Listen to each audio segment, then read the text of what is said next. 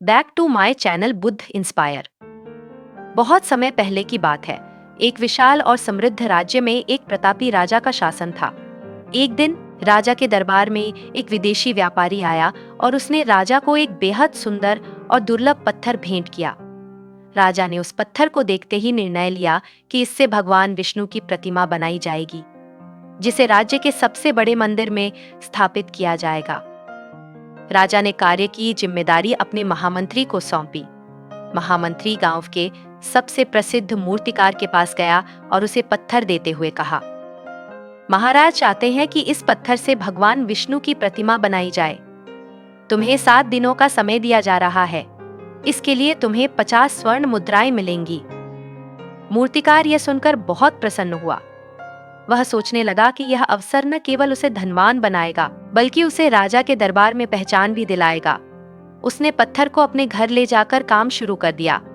उसने अपने औजार निकाले, शीशे में पत्थर के साथ पत्थर पर पहला प्रहार किया, लेकिन पत्थर हिला तक नहीं। दार प्रहार किया, फिर तीसरी बार, फिर चौथी बार, लेकिन पत्थर बिल्कुल अडिग रहा। इस तरह उसने 50 बार प्रहार किया, परंतु पत्थर अपनी जगह से नहीं हिला। अब मूर्तिकार के मन में निराशा भरने लगी।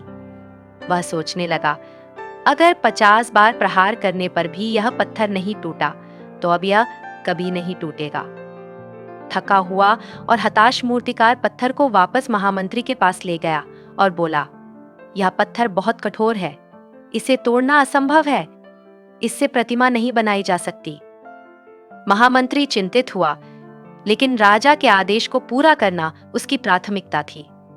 उसने गांव के एक साधारण मूर्तिकार को बुलाया।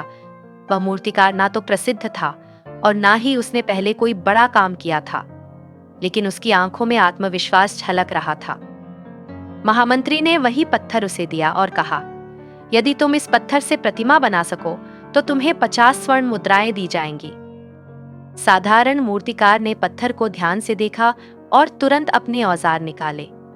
उसने पत्थर पर पहला प्रहार किया और आश्चर्यजनक रूप से पत्थर एक ही बार में टूट गया। महामंत्री यह देखकर हैरान रह गया। उसने मूर्तिकार से पूछा, यह कैसे संभव हुआ?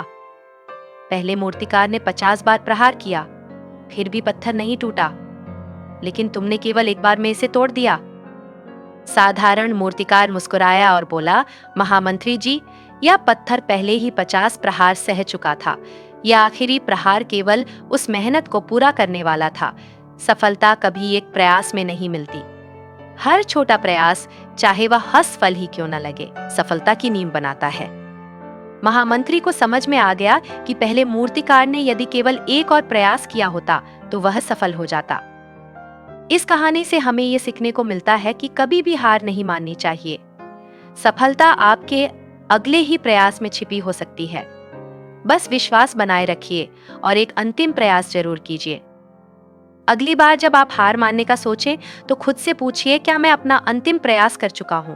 शायद आपकी सफलता बस एक कदम दूर हो।